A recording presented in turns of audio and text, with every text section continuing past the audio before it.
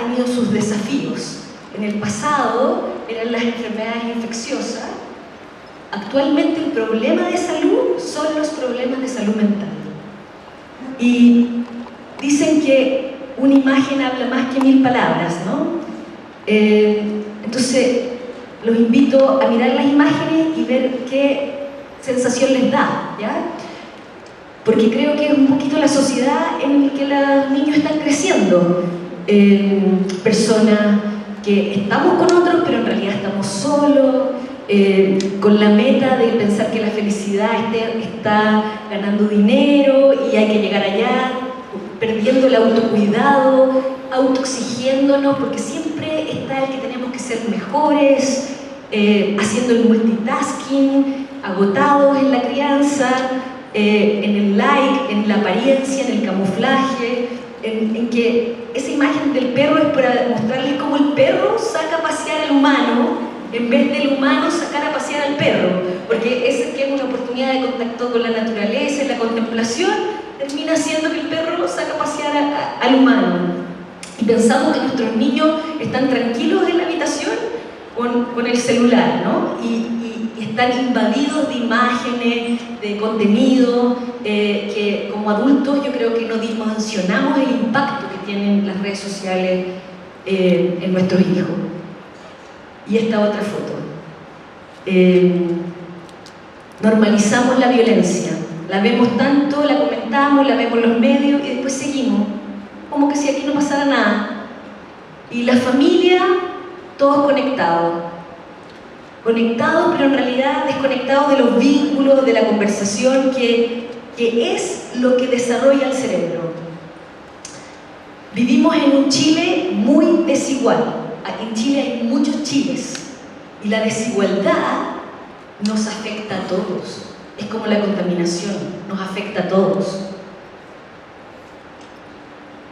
Aquí vemos una familia luchando con los alimentos ultraprocesados, que está demostrado que afectan la microbiota que afecta a los neurotransmisores que necesitamos para el cerebro, invadidos de estímulos los niños, ¿cierto?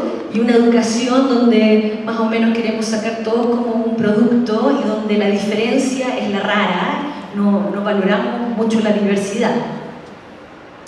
Entonces tenemos que dejar de hacernos los sordos, los mudos y los ciegos frente a este problema, porque nuestra cultura tiene un problema y esta cultura está enferma. Estamos los adultos un poco teniendo valores enfermos. Los valores están puestos en la apariencia, en el estatus, en el consumismo, en la desigualdad, brechas de acceso diferentes según la clase social, un individualismo que nos deja aislados, mucha competencia en vez de colaboración, mucha discriminación. De hecho, las minorías tienen mayores problemas de salud mental.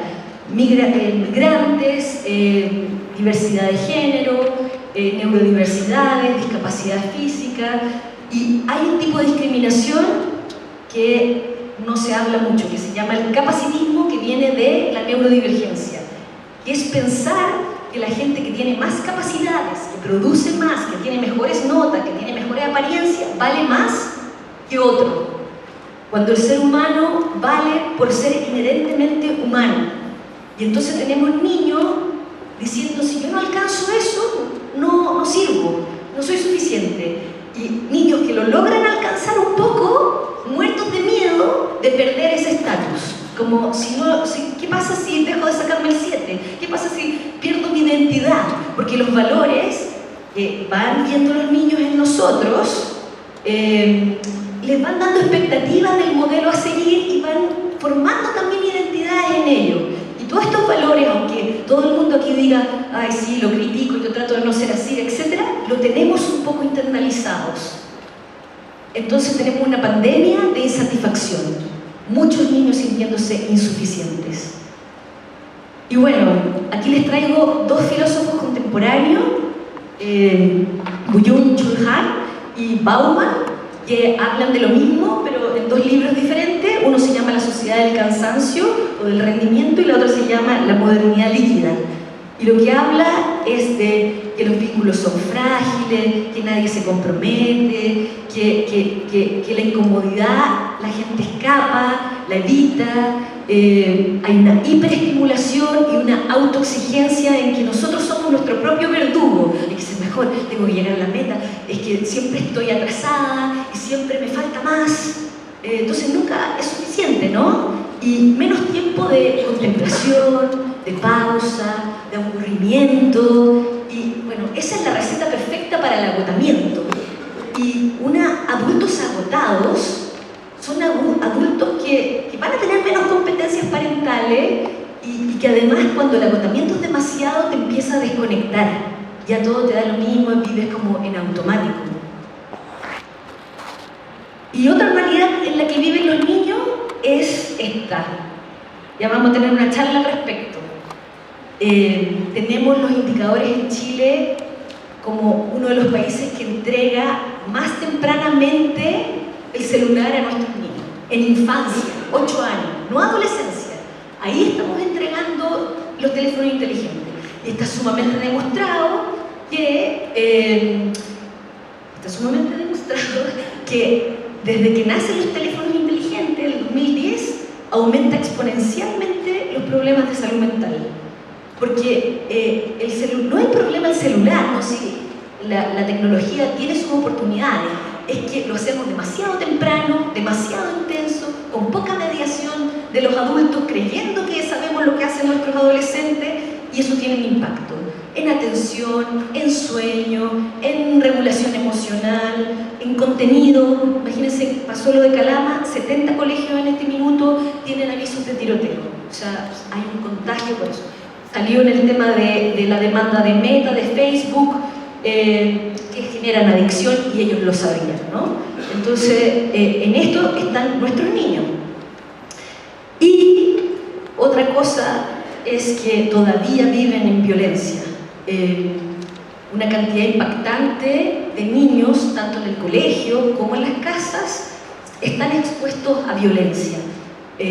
Violencia psicológica, maltrato infantil, cosas que uno piensa que ya no existen, pero en la privacidad de las casas todavía existe. Hay padres todavía muy autoritarios que les cuesta mentalizar, ver la conducta y no ven lo que hay detrás de la conducta. Y por otro lado tenemos padres muertos de culpa y de miedo, dejando ser de todo a los niños, sin límite, y eso está demostrado que incluso es peor que los padres autoritarios. Y después tenemos los padres ambivalentes, que pasan de uno a otro. Ya te pongo, y después ya estoy demasiado cansado, haz lo que quieras, después no, que yo te tengo que poner límites, ¿no? Y entonces, y en los colegios lo mismo, aumento de problemas en convivencia escolar, los niños van creciendo y van sintiendo más bullying, más soledad, que el colegio no es un lugar seguro, todo eso, estudios recientes del CIMSE, etc. Es lamentable que yo tenga que estar comunicando estos indicadores, ¿no? Y entonces pasa esto, normalizamos la violencia, y no hay peor cosa, peor que la violencia, es ser testigo pasivo de la violencia, ser indiferente, como me da lo mismo. Y un poco uno le dice al niño, no te metas, ¿qué te importa? Y entonces como que no hay una cultura de colaboración, de empatía, sino como, ese es tu problema, no es mío, ¿ya? Miren, este es un indicador que se hace a nivel mundial sobre el agotamiento parental. Nuevamente, Chile entre los peores indicadores de agotamiento parental, y lo cual va creciendo a lo largo de los años, 2021, 2023, 2025. Ya. Estar agotados, criar agotados, está demostrado que te disminuyen las competencias parentales, porque no tienes la paciencia, si tú mismo te cuesta autorregularte, cómo estás disponible para ver al otro y regular al otro, y si te agotas mucho te desconectas, te rechazas, ya que haga lo que quiera el chico, ¿no? Los niveles de cortisol que se midieron en pelo de los padres tenían el nivel de cortisol que tiene una persona que tiene un dolor crónico o que recibe violencia física. O sea, es intenso. Y mientras más agotamiento parental se relaciona también con estrés en los niños. Y entonces, ¿en qué se refleja todo lo que les conté? En que Chile tiene uno de los peores indicadores de bienestar infanto-juvenil del mundo.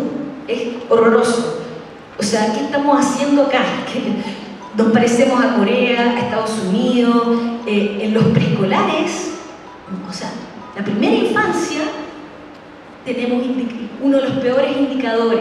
En el estudio del CITAR, que lo hace la UNICEF, análisis de situación de niñez y adolescencia en Chile, el peor de todos los de la OCDE, en salud física, o sea, obesidad, salud mental y en habilidades socioemocionales. Yo quería mostrarles alguna noticia diferente, ¿no? Pero así estamos en Chile. Y alguien podría decir, ok, ya, pero importa el contexto, pero también la gente tiene vulnerabilidades genéticas, etc. Y sí, es cierto, este estudio de Caspi, que es antiguo, muestra que efectivamente hay vulnerabilidad genética, pero la vulnerabilidad genética se prende frente a los contextos y al estrés. Entonces aquí vemos, este es un alelo del receptor de serotonina, y entonces se ve que si tú tienes como el alelo corto en el fondo, y te expones a estrés o maltrato, mientras más te expones, más se prende la biología. Entonces, si estos niños están expuestos a este estrés, se van a estar prendiendo todas las vulnerabilidades que tienen, ¿ya? Y entonces, como dijo la doctora Barrera, tenemos una crisis de salud mental donde 1 de cada 5, y otros estudios muestran 1 de cada 3, tienen un problema de salud mental. Es la tercera causa de muerte en los adolescentes, el suicidio. Es la tercera causa de muerte. La primera son accidentes, y andan a saber si realmente son accidentes o en realidad son niños desregulados que andan haciendo cosas que no deben y que igual tenían quizás también la idea de muerte, de suicidio. Esto es lo que dicen en las encuestas. 50%. A veces me siento inútil, como que si no sirviera para nada. 1 de cada 10 dice, siento que la vida no vale la pena vivir. Hay otro estudio que muestra, se le pregunta a las niñas, adolescentes, cómo se sienten físicamente, en su apariencia. 90% dice que se siente insatisfecha. Eso no es genética, es cultura. No puede ser genética que tengamos este aumento, ¿no? Entonces, bueno, tenemos lo que es esperable, un aumento exponencial de las consultas en la urgencia por intento de suicidio. Aquí vemos los ingresos por intento de suicidio o autolesiones infligidas de manera intencional, ¿ya? Eso ha ido aumentando en la estadística que yo saqué del DAIS, ha ido aumentando, y cuando se dice ya, bueno, pero ¿en qué población es lo más frecuente que esto ocurra? Adolescencia. Ahí está, de los 10 a los 24, ahí está el pic. Ya. Intento no significa consumación del suicidio, los que más se suicidan son los adultos mayores, pero tener intentos de suicidio está demostrado que tiene más riesgo de volver a hacer los intentos. Bueno, las mujeres son mucho más intentadoras que los hombres, y los hombres lo consuman más, logran llegar al suicidio. Miren cómo ha aumentado la demanda en salud mental, se disparó la demanda en salud mental. Y alguien podría decir, ya que bueno, hay más visibilización, ¿cómo se dice? Visibilización, yo soy media disléxica.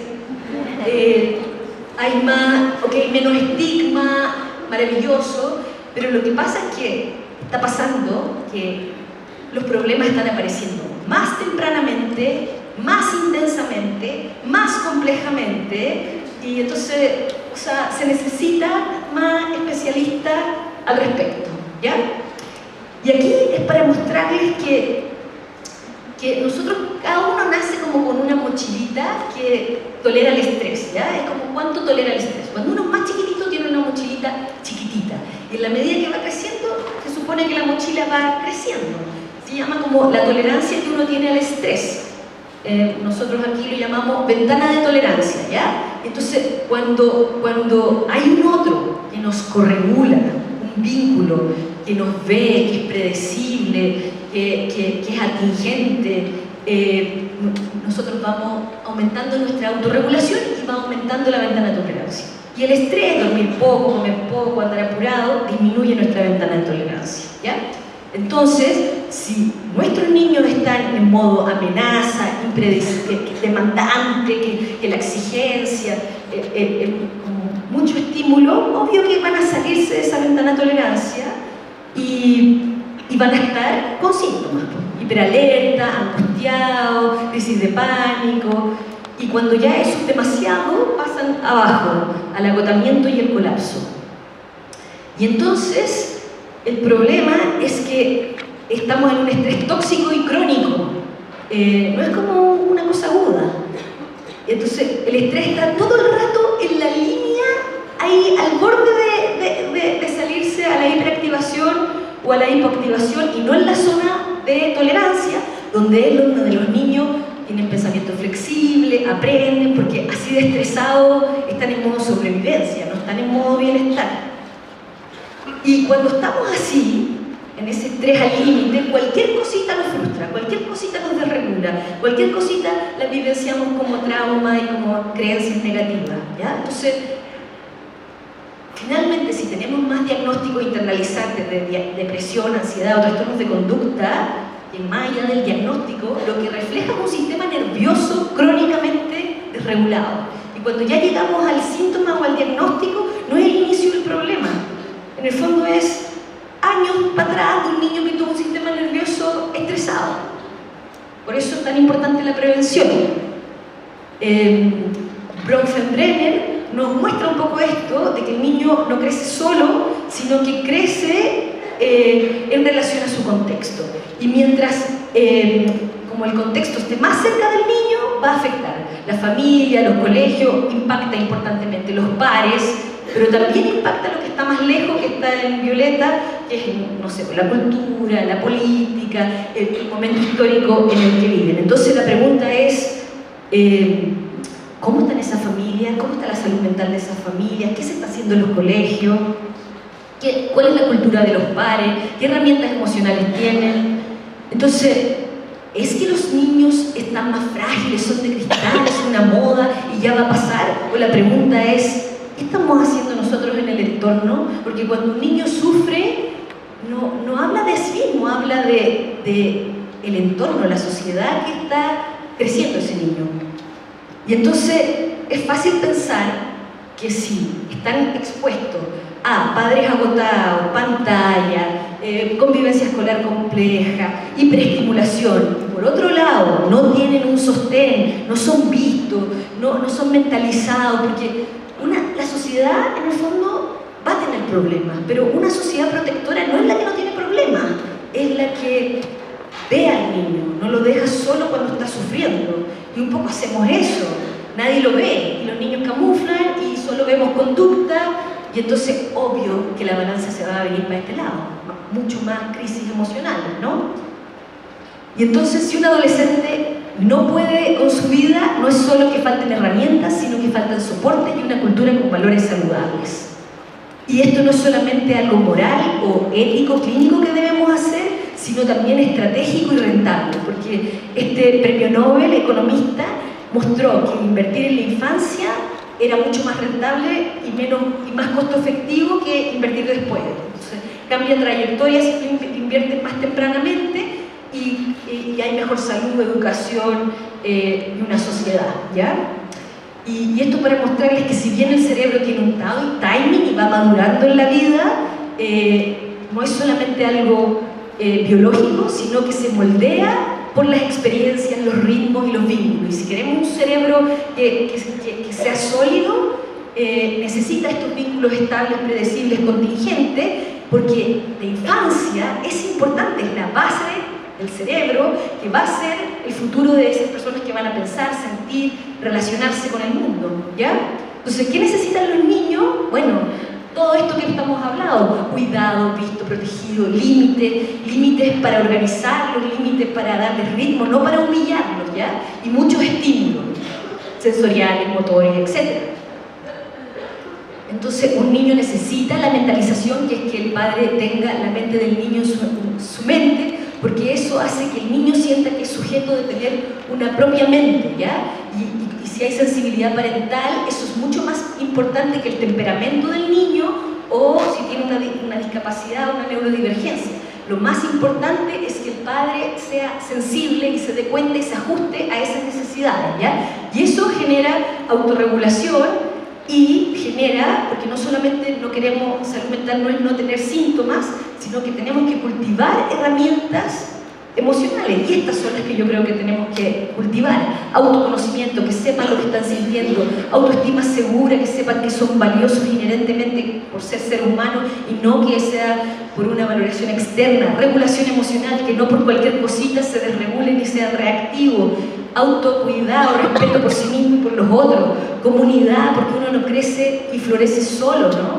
Y es importante también agradecer. Entonces, la salud mental no nace, se diseña, y es algo multifactorial, ¿ya? ¿Cómo voy de tiempo? Justo. Ya, entonces voy cortando acá, esto solo para mostrarles que es un indicador de salud mental que los países más ricos y en desarrollados tienen peores indicadores que países en desarrollo. Y eso es como súper paradójico, porque uno dice, como si la pobreza es un determinante social, nosotros estamos peor, ¿no? Entonces, ser más rico, tener más tecnología, no garantiza bienestar, ¿ya? Y entonces tenemos que hacer una respuesta sistémica que va desde la prevención hasta las unidades especializadas.